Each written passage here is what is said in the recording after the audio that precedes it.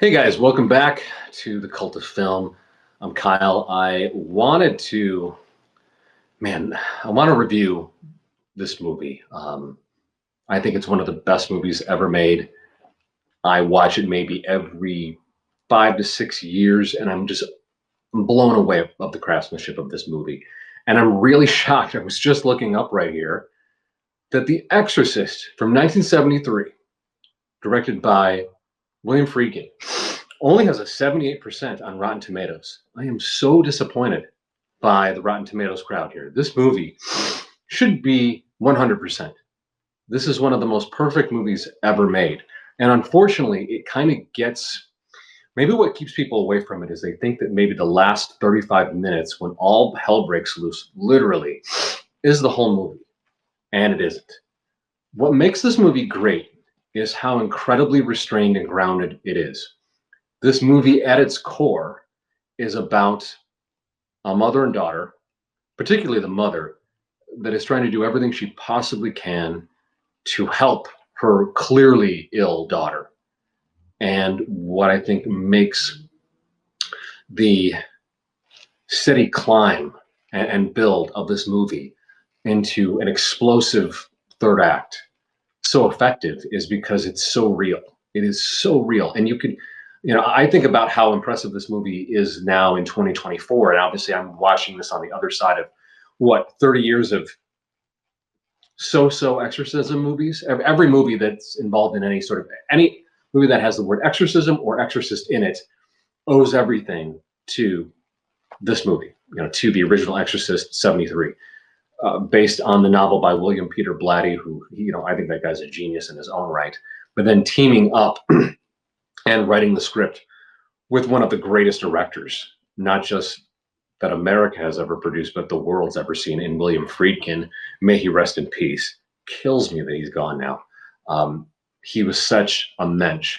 He would sit with students and people who were lovers of film anywhere, anytime. He was so accessible, and I feel so sad that I did not get an opportunity to ever either see him in person or meet with him, talk with him, ask him questions, because he is one of the true masters. Anyways, he teamed up with Blatty on the script for The Exorcist, and they just knocked it out of the park. This film is a masterclass in, I know I say this a lot, restraint. But it's what makes this movie so effective, what reminds me of how great it is, and what sets it apart from everything we've been doing probably for the past 25 to 30 years, is it makes things as real as possible, and it doesn't feel the need to constantly be shocking you or surprising you or reminding you this is a spooky movie every 10 to 15 minutes. It is a grounded, beautiful, dramatic, occasionally tragic story that just happens to involve demonic possession. And I think that's the difference, and why this movie works, and why so many other exorcism films just fall by the wayside, and why we can't really recall any of them. The only ones I can remember are Exorcist 1, 2, and 3, and I'll try to review all of those. But The Exorcist in particular, it's not and I think it's unfair to write it off as a horror movie. It is a horror movie, but it's so much more than that. It really is. You feel the pain of this mother who is going through such a harrowing experience of trying to figure out what is wrong with her daughter. Why is her daughter ill? Why is her daughter doing these things, feeling this way, and so on? There's no pretentiousness in any of the performances. You absolutely buy what Ellen Burstyn and Linda Blair are doing. Linda Blair is unfreaking believable in this movie. I think she was like 11 or 12 when she did this movie, and the range that this young girl is giving in this film. Now, granted, she's working with one of the greatest directors ever in Friedkin, with an incredible script by Friedkin and Blatty. So, how can you screw that up? But she really was the one. And you see just this incredible range and expression throughout her performance. And I don't think I've seen that in some of what we consider some of our most revered actors. Granted, you can only perform what work you get. So I'm not trying to criticize actors, because I understand how that is. You get the work you get, and that's that. Sometimes you're able to flex muscles on stage that you never flex on film. And we only remember what we see on film and, that we can watch over and over. You can't do that with stage shows. But just really impressive performance by Linda Blair at this age. Just absolutely unfreaking believable. The entire cast is amazing. The Jason Miller, who plays Damien Karras, this really conflicted priest who, gets pulled into the exorcism that occurs in the film. I feel like that there could be just an entire movie about him. It's because it's a very gritty 70s film in and of itself. But the plot thread of Damien Karras, he's a priest. He is dealing with an elderly mother that he can't really afford to take care of anymore. She's ill. She's just getting feeble, and he feels this tremendous guilt that he can't be there to take care of her like he needs to. Trying to get a new assignment through the church to maybe facilitate that, and he's really going through it. Ellen Bernstein as the mother's really going through it with her daughter, and then you have Max von Sydow, the great Max von Sydow, who, it occurred to me in watching this, he was a relatively young man in the early 70s when this movie was made, and he sort of played a perpetual old man.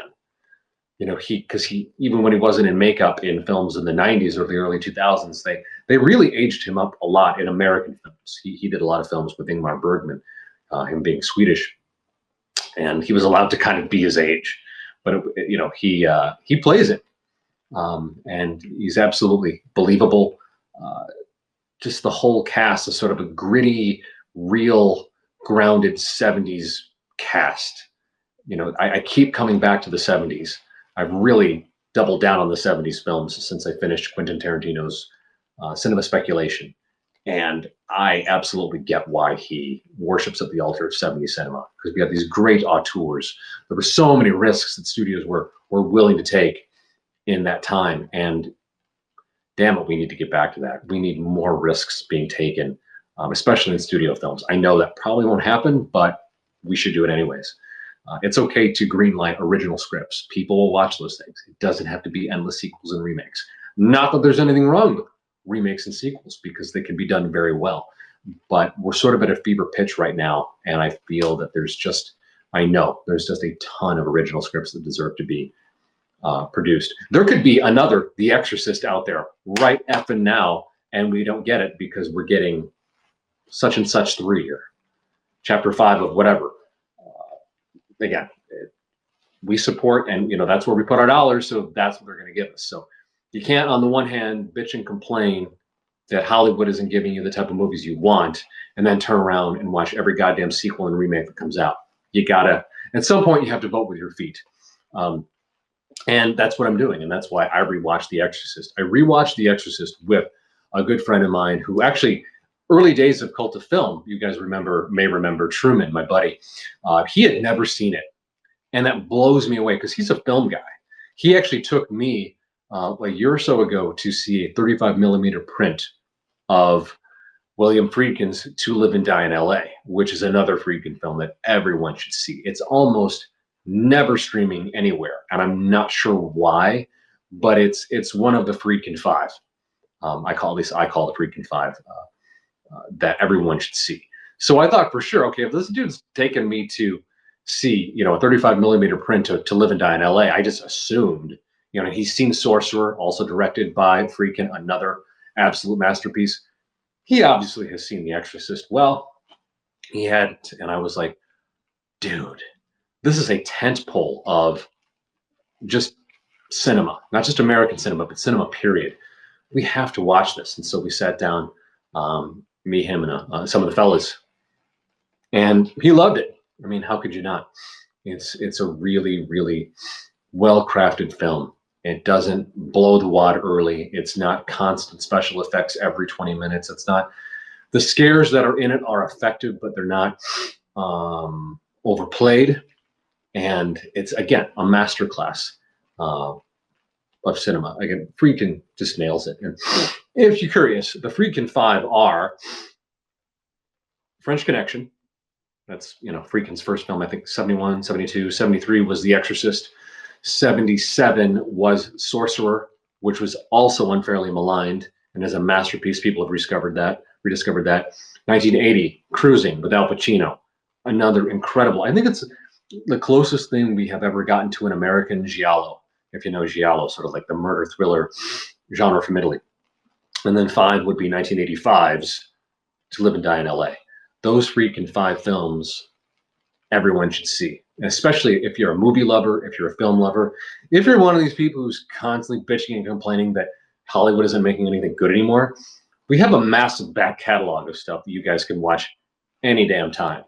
And I highly recommend those 5 films from Friedkin. But if you know what's good for you, go ahead and start with The Exorcist. It's probably Friedkin's best known film. He was such a young psycho in the 70s with The French Connection and the crazy car chase scene in that. There's certain effects in this movie that you're like, okay, I could see how they did that. And then there's other, effects that they do that, I don't know, they're just, God, they're so good. And all of them are practical. They're photographic effects. They're rented, rear projected. There's fast cuts, all of these things. It's you, and 78% on Rotten Tomatoes. What the hell is wrong with you people? At least Letterboxd gave it a 4 out of 5. It's got an 8.1 out of 10. Should be way higher on IMDb. But this is one of those films. It's up there with Citizen Kane. It's up there with Casablanca. It's up there with Jaws. These absolutely perfect films that everyone should see. Yeah. In terms of the things that I found particularly interesting about The Exorcist, it actually does start out in the Middle East. It starts with, and I'm going to try not to give too many spoilers here, but I can't guarantee you that I won't. So if you have not seen The Exorcist, this will be the time to pause this video, go watch it, and then come back. But it begins with Father Lancaster Marin, who's played by Max von Sydow, and he is in Iraq, and he discovers sort of this totem of a demon, which we would later learn is called Pazuzu. And there's minimal dialogue. It's all facial expression. It's all him in this sort of dusty, ancient city in Iraq, and him being called back to the West, as it were, to take care of something. And it's so interesting how we sort of get this. You hear the call to prayer in Iraq, and as he's leaving, men are praying in the streets, and it's all very sort of how to explain it? Spooky but comforting, cosmic and timeless. And belief looms large in this movie. There's a few things that occur with regard to the supernatural occurrences in this film that you'd wonder, it's like, okay, how does that work? And so much of it does come down to belief. And I'm not necessarily a man of faith. I'm not a religious guy, but this is still an amazing story. It's an amazing story of just good going up against evil, examining what you believe. It's a really great examination of the human condition, whether it be Father Marin, he's an older man now, who's called back to the West to do this incredibly difficult job, whether it's Father Karras, played by Jason Miller, who is grappling with his own life and trying to do right by his mother and dealing with, how he can or can't care for her. The character of Ellen Bernstein, who is this concerned mother who's going through hell trying to figure out what's wrong with her daughter, and how each of these 3 people deal with it. Because Father Marin is absolutely a man of faith. He absolutely believes. Father Karras seems to be losing his faith. And then you have Chris McNeil, played by Ellen Bernstein, she's an atheist, or at least an agnostic. She doesn't believe in any of that. And how all 3 of them are sort of maneuvering their own challenges, and how they all have to deal with this incredible circumstance that they're all sort of thrust into. And I think it's such a brilliant way to do that. Because today I feel like we might double down either on the faith element or the lack of faith element. And we sort of get this continuum through these characters. And again, a testament to Friedkin and Blatty's script and how they roll that out. And again, just the way it's shot. There are whole compositions in this movie. There's a scene, and again, I'm not spoiling anything here, where we see Chris McNeil, the mother, just going on a walk down the street, and it's clearly Halloween time in Georgetown, and you hear Tubular Bells, which is the sort of like the theme that you see in the trailer. That theme would come back in Exorcist 3, which is also worth seeing. And just how it just builds this world. So incredibly real, so incredibly textured and gritty. At the same time, you've got this layer of sort of this sort of spiritual, almost dreamlike sort of world layer that sort of sits on top of this real world, this very grounded world that we're pulled into. And again, it's a very harrowing drama that this is about. This is not about the special effects, although they are fantastic. It's incredibly disciplined in its adherence to telling you a great story and it not being about what we would do today. Wall-to-wall CGI, wall-to-wall effects, just trying to wow you within the first 20 minutes. This movie doesn't do that. This movie draws you in with its cinematography, its framing, its acting, and just pulls you into that life. There could be nothing related to demonic possession or the supernatural in this film, and you just keep watching it because it's just beautiful to look at. And that's what I think makes a great film and what makes The Exorcist so great. I've made an observation about The Exorcist, and this is absolutely a spoiler, so if you have not seen the movie, I'm going to drop this one here because it's interesting. I watched The Exorcist for the first time when I was 11 years old at midnight on cable on a Saturday night, and I didn't go to sleep because it affects you. And I was an 11-year-old kid who was raised Catholic, so obviously it did a number on me. It took 25 years for me to figure out that the true target or object of the movie isn't what you think it is. I'm not going to tell you who it is. I'm not going to spoil that because I do want you to watch this movie and I want you to finish this video. But who we think is the target and what we think is the overarching goal of the devil in this movie may not be what you think it is. And I was just amazed that I didn't figure that out for 25 years after the first time I watched it. As an 11-year-old, you're just not going to. You don't have the faculty to analyze and understand a film like that. But 25 years later, I finally figured out what was the point of it. What was the devil really after? And it just blows my mind. Again, another brilliant, beautiful play by Friedkin and Blatty and company in this movie. I won't tell you what it is. I'll let you figure that out on your own. We don't like to be spoon-fed analysis necessarily. Maybe we'll revisit it at some other point, but I do want you to enjoy this video. I want you to go and watch The Exorcist right now or this weekend. Maybe watch it during the day, follow it up with a sketch comedy or a stand-up comedy special afterwards. Don't watch this movie and try to go to sleep. Even if you're not a believer, this movie has some, there's a lot going on with this movie that will live with you forever. And I think that's important. This is a great piece of art, and it will live with you forever in the very best of ways. And yeah, 70% on Rotten Tomatoes. Man, I love Rotten Tomatoes. I shouldn't say this. I love Rotten Tomatoes when it agrees with me. And they do tend to agree with me on the Andrei Tarkovsky films, on films like Citizen Kane and some of these other sort of tentpole great films and filmmakers. And I'm just shocked that it's under 80% on Rotten Tomatoes. I'm going to have to get on there with my friends and give some positive reviews because it's such a great movie. It's a perfect movie. It's a masterpiece, and you should watch it. I almost forgot. Don't turn this off yet. There's two versions of the Exorcist film that you can watch. There's the original cut of the film from 1973 that is the edit intended by William Friedkin, who's the director. In 2000, Friedkin cut a new cut of the film that was somehow called the director's cut. He is the director. He did cut it, but he cut it specifically for William Peter Blatty, who wrote the novel and co-wrote the script with him. He did that because there were things that were cut out of the original shoot of the film that Blatty really wanted put back in. Some of it is cool. Some of it is too on the nose, and I think takes away from that restraint and the build of the original cut of the movie. In my opinion, the director's cut is not a better cut of the film. Friedkin did it as a favor to his friend, William Peter Blatty. So do not watch the director's cut first. Watch the original cut of the film first. It is the better cut. It is the more restrained cut.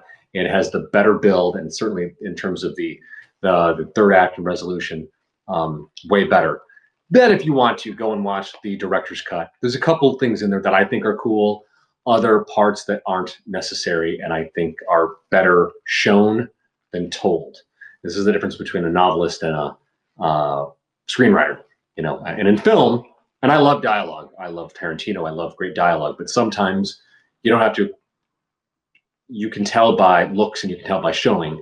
Other times you can tell by saying and explaining. So I just wanted to add that in there. Director's cut is not really the director's cut. It's a favor, Friedkin to Blatty, and the superior cut is the original cut of the film. So thanks, guys. See you in the next one.